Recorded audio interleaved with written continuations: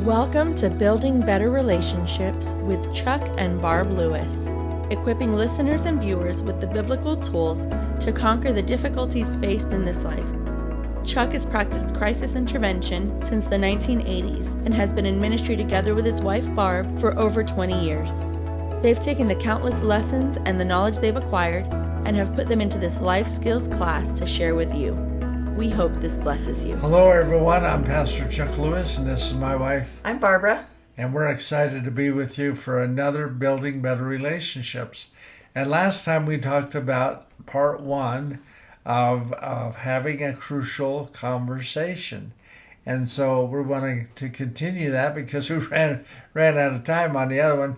A lot of these topics take more time than the first amount of time that we have, so we like to continue on. So today we're going to be talking more about that, and right. We're going to start out by talking about what? Well, first of all, I just wanted to say that a crucial conversation is one that's critically important. If you don't have it, feelings will go unresolved. It's having conversations that are hard, but are important to have. Right. And I felt like something we didn't develop enough last time was safety, how to develop emotional safety for each other. Yeah. So that you can even have these conversations. Because when I met Chuck, and we've been married, this is our 32nd year of marriage, I didn't know how to face and work through conflict. Chuck knew a lot of this already, and he was a counselor, but I didn't know it. And we went to marriage seminars so that I could learn, how to have, we learned the timeouts, the speaker listener. We learned about filters, what are emotional filters. Like Chuck and I both have a filter of abandonment and rejection. So we want to make sure that we don't use words that trigger that or make you feel like I'm leaving. But anyway, we wanted to develop more the aspect of developing emotional safety. So it was hard for me to trust that I could really say what I needed to say to Chuck, to have a voice and that he would be able to hear it and then he wouldn't leave. So Right. I remember you asking me, what do you need to hear? And I identified a few of those things, and a few of those are, I love you, I'm not leaving, and you're not in trouble. Because a lot of times our wounded child that we all have inside of us is triggered, and I might need to be reassured that I'm not in trouble. Right. And just because I knew the tools and skills didn't mean that I used them. Because I remember saying to you one time, I said, I just don't know what you need right now. And you said, I just need you to do what you teach. I go, oh, wow. That's quite a thought, isn't it? Right. Because I found out I could teach this stuff, but living it was a whole different ball game, But I'm still practicing. I'm still learning how to do this. I mean, we were not raised a lot of times knowing how to do these things and having a good relationship and how to resolve conflict. How do you have a crucial conversation and it end up being good? I didn't know. I never heard that topic even brought up, more or less modeled out. Right, and we can just want to get revenge. You hurt me, so I'm going to hurt you. Right. And Chuck did a lot of work in the area of domestic violence, teaching men that were perpetrators of domestic violence how they could live life in a better way. But in violence, is you provoked me, so I'm justified in hitting you. Yeah. Or you provoked me, so I'm justified in beating you up with my words. And the thing is, it's always a choice. We always have a choice of how we act. We may not be able to help that we've been triggered, that we've been hurt, that we're angry, but we always have a choice in how we respond. We can choose to be kind, just be kind all the time, no matter what. And also say what you mean what you say, and don't say it mean. Right. Well, and using threatening words is very dangerous too, because I had guys in my class that the couple did not call 911, but the neighbors did, because the neighbors heard them yelling at each other, and they got concerned for a possible homicide or whatever, So they called 911, and one of those people got arrested, and they were just saying a lot of threatening things to each other. So I mean, it just, you really, really need to watch what comes out of your mouth, because the Bible said, "Let the redeemed of the Lord say so," and anything to do with redemption, is what needs to come out of our mouth, and not damage, and not controlling things, or not threatening things. And it's, if we're in that category of our mind, we need to take a time out and say, look, I'm not ready to talk right now. And the key is to go away, take a break, but you come back and finish that conversation at some point. Because the way you resolve things is you've got to talk about them. Right. And Ephesians 4:29 says, "Do not let any unwholesome talk come out of your mouth, but only that which is good for the edification of others, that it may minister grace to those that hear." So what you say to each other and to yourself, it needs to be edifying, it needs to be kind. And it's important, the words of our mouth, what we say. It really is. And the golden rule is, I think, Matthew 7:12, and it says, "Do to and for others what you would have them do to and for you." And I think you could also apply that to your words. Say to others what you would have them say to you. So if what you're about to say to the other person is abusive or slanderous or mean or aimed to hurt, to be one of those fiery darts of the enemy, then you need to not say it. Well, that's so true. And, I've had people say, "Oh, you know what? God understands me when I get angry, and I'm going to say a lot of powerful things, and He understands that." But the fact is, He cares about our words. And there's an example we've used before on this program of John the Baptist's father. What was his name? Zechariah, Yeah, I think. Zechariah. God took Zechariah's voice away from him all the time that John the Baptist was being formed inside of his mother. For 9 months, He took his voice away. Right. So if words don't matter to the Lord, why did that happen? Right. Yeah. So that tells me that our words do matter to the Lord, and it mattered because God did not want Zechariah to say those things over John the Baptist, that he was going to say those negative things. So really, oh boy, I just think the power of our words are so important. And in fact, if we use words to uplift and encourage each other and strengthen each other, then when you have a crucial conversation, it can go a whole lot better, because that person knows how much you care about them, and that you're only talking about these things to make things work better. They're not afraid that you're going to blast them or reject them or say something damaging to character assassinate them. They know that you're for them, you're not against them. Right. And that's critical too, because we've got to talk about things and learn how to talk in a way that's uplifting and encouraging. And sometimes we get it in patterns that are very destructive and very toxic. And I think that we can get so toxic that we don't even know that we're being toxic.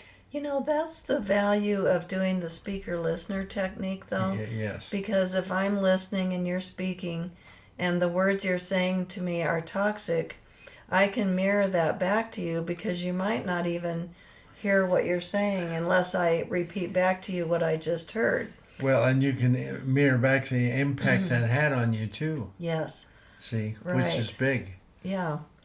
when you said that to me, I felt like you just slammed me up against the wall. Right. Or whatever. Because I know you had a guy at home at a store that you were at, and he was supposed to be helping you, and he used the F word in talking to you, and he didn't even realize he said it. Yeah. You mirrored back to him what he said, not saying the F word, but saying F. Right. And he got such a shocked look on his face. All the blood ran out of his face. When he realized what he had said to you. Yeah. But, and that's... he even said, well, that wasn't very appropriate, was it? And I said, well, I was kind of thinking the same thing. Because he did not realize he said it until I repeated it back to him. Right. And he needed that job, so he did not want me to run to his boss and tell his boss what I had just said, because he had been fired on the spot. Right. But because I was kind to him, and because I was able to not react to that, but to respond to that, I was able to minister to that guy for 45 minutes that day, because he was really hurting, going through a lot of problems in his life. Now, if I'd been toxic myself, I would have probably had words with him and then maybe got him fired, which would not have helped him at all. Okay? Right. But the tools and skills help me to stay in control, have self-control to handle that in a godly way. Yeah, that's very good. Yeah. And self-control, that's one of the fruits of the Spirit. It is. And love. So when you and I have been having a difficult conversation, I think often it's very good to start out with prayer. But there's times when one or both of us are so hurt that we don't want to be touched. So, looking at each other's body language kind of helps us know if our spirit is closed or open. And, like if somebody has their arm across here, they're trying to protect themselves probably. Or, their arms crossed over their chest is an indication of a closed spirit. Or, not wanting to be touched. You can tell that that person is so upset and angry that their spirit is very closed. Right. And ways that we can open somebody's spirit is those kind words. And, you've told me that you like to feel like you're preferred. Like if we're talking about, if you and my conversation is about somebody else, you want to feel like you're preferred over that person. You like for me to affirm what you're saying, or say, affirming words like, well, I can really see how you would feel that way. But you don't want me to say things like to you like, oh, where did you get that? I didn't mean that. You're taking that wrong. Right. You're taking that way too personally. Or, to not allow your feelings. So when I'm the listener, I'm not there to rebut everything you're saying. Right. I want to affirm what you're saying and express that I can see how that would have made you feel that way.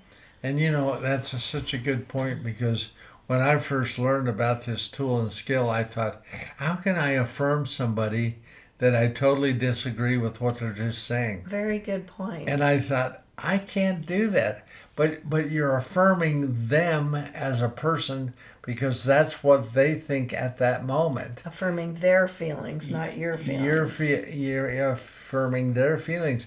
You don't have to agree with it to affirm it. See, I did not know that. I thought I had to agree to affirm. Okay, or that affirming it meant you agreed. Exactly. Yeah. Yeah. How can I demonstrate that I'm affirming something that I totally disagree with? But you're not necessarily doing that. You're just affirming them. That's an interesting way of looking at it, or whatever. You could say that. Very good. And I never saw it that way. And you don't have to agree with it. See, to change your whole belief system is what I'm trying to say. Right. To accommodate theirs, if you're on opposite ends of the stick. Right. If one person believes in God, if you believe in God and the other person doesn't believe in God, well, you don't have to change your opinion that you do believe in God. You can just affirm them. You can find out more about their life and how they grew up. Maybe they were abused by a church member, or something happened in their life to cause them to get that way. Yeah. Once you find that information, then you can understand why they feel the way they feel. Because, you know, we all have our feelings, and they're based on something. Yes. You know, even cognitive distortions or false belief systems are based on something. And that's the value of talking about it, because when we talk about it, we can really get into the truth and wipe away the cognitive distortions, so that we don't have to live our whole life based on a distorted thought. We can live in the truth, and Jesus said, "Ye shall know the truth, and the truth will make you free." Because God wants us to be free. He doesn't want us to be bound up in our own false belief systems. Right. So the more that you're the listener with this person that you're having this important conversation with, the more kindness and in your tone of voice, really looking them in the eye, Yes. making eye contact, maybe turning toward each other, and to keep affirming what they're saying, Right. would cause that spirit to open up to you again. So you start out like this: don't talk to me, don't touch me, Yeah. don't get close to me. And Right. then you can end up feeling close to each other and being able to hear that. right now, when she's turning to me, I just want to kiss her. So you know, it's like that. I could tell something was happening. we have such an incredible chemistry after 31 years of marriage that it just keeps getting stronger all the time. So I mean, just even that little thing that we just demonstrated made me feel like I wanted to respond to her. So kindness is so critical. Very important. You know, I just want to say this, that if you're not kind, find out why you're not kind. Work with somebody to get that toxicity out of you. Yeah. Talk about stuff that's uncomfortable. You know, it's so hard sometimes to think about doing stuff that's uncomfortable. Like, I had a toothache one time, and I went to the dentist, and what's the dentist do? He sticks a needle in my gum. Well, in my brain, that made no sense at all. Why would I go someplace when I'm already hurting and get a needle put in my gum? Well, he knew that that's what it would take to fix that. And pretty soon, you know, they drilled that out and fixed the tooth, and it was just fine. And our emotions are that way too. Sometimes we have to do things painful to really get to the root of that, so that we don't have to live that way all the time. Or else we just say, well, yeah, I've had this toothache for years, and I've just learned to live with it. I'm toxic because I'm in pain all the time. And I'm not going to go to the dentist, though. You know, it's just ridiculous. They charge too much money. It takes too much time, whatever the reason is, or it's painful, you know. But if you'll do the work, you'll reap the result, and you don't have to deal with that for the rest of your life. And learning these tools and skills works the same way. So we want to challenge you today. Do things that are uncomfortable. Start stepping out into areas that is uncomfortable for you. But the more you step out in those areas, they won't remain uncomfortable for long. Right, and practice affirmation. Yes. I think if you affirm your children when they come from school and you ask them how their day was and they tell you, affirm their feelings. You know, how did that make you feel? That sounds like that was hard. But you handled that so well. Just see how affirming someone, it means so much. We're all just starved for affirmation. We are. But practice doing it with your friends, with technical support on the phone, or, you know, customer service. People that are in customer service are used to being treated so badly. And we need to treat everyone we talk to with kindness and respect. Absolutely. I mean, I've seen Chuck lead somebody in technical support to the Lord because of the way he kept treating them with kindness and asking questions about them and letting them know that he cared, and not complaining and being toxic about the problem he was experiencing. Jesus said, "Let your light so shine before all men and women, that they may see your good works and glorify God. So we're sometimes the only Bible some people will read. So what are they reading in your life? So work on these tools and skills, and you'll be like a walking Bible. Yeah. So they'll want what you have. Right. Well, God bless you today. It's been great to be with you. We're out of time again. But please press the like, subscribe, and share button. Share this program with your friends.